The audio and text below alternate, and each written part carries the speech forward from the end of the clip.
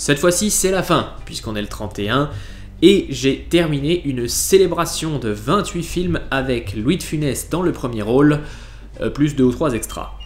On se retrouve à la veille de 2017 avec un dilemme. Que faire quand zone téléchargement a fermé et qu'on se retrouve sans matos pour faire une critique de la zizanie? Eh bien on fait un petit retour en arrière, mais plutôt que de faire un bête top 28, qui serait long et un peu lourd en termes d'architecture, analysons certaines tendances que j'ai pu relever au fil des films, en commençant par celle-ci. De tous les films que j'ai eu le loisir de regarder, seuls 3 étaient une mauvaise expérience. Joe, le gendarme et les extraterrestres, et Le Petit Baigneur, dont la vidéo a reçu un commentaire que je vous lis. Pas d'accord, super bon film. Ce qui m'amène à mon observation suivante. Toutes mes opinions ont été, et d'ailleurs le reste, personnelles. C'est le principe des opinions. Vous êtes invités à partager les vôtres en commentaire, et accessoirement vous abonner, partager, tout ça, rendez-moi célèbre, putain. Bref, mes observations seront classées en 2 types. Les surprises et les prévisibles. Comme par exemple, c'était prévisible, mais la deuxième trilogie du gendarme est nettement inférieure à la première. En revanche, un peu plus surprenant, Le Gendarme et les Gendarmettes s'est avéré être décent et je ne m'y attendais absolument pas. Ce fut surprenant de voir Fantomas contre Scotland Yard au même niveau que Fantomas se déchaîne, malgré le peu d'efforts que fait le film. Il a été surprenant de voir le duo De Funès-Yves Montand fonctionner, et d'autant plus surprenant de voir le duo De Funès-Blier s'écraser. Il a été agréablement surprenant de croiser régulièrement Tricard et Berlico, du Cornio jusqu'à l'Avare. En revanche, j'ai fini par me lasser de croiser Claude Jansac et Michel Galabru un peu partout, surtout quand leur talent est gâché comme dans Le Petit Baigneur.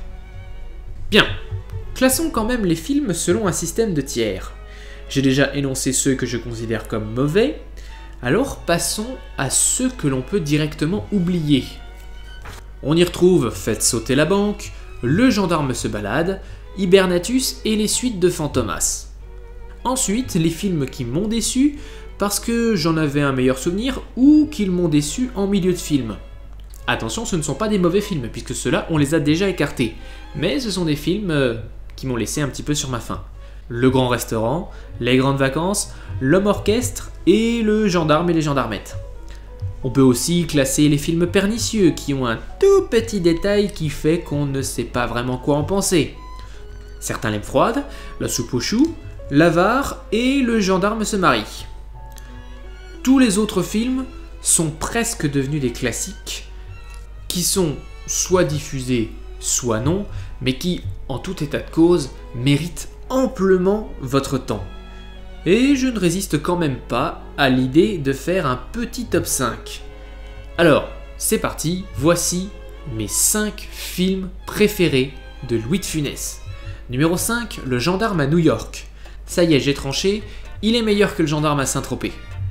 Son sous-titre aurait pu être le même que South Park, puisqu'il est plus grand, plus long et pas coupé.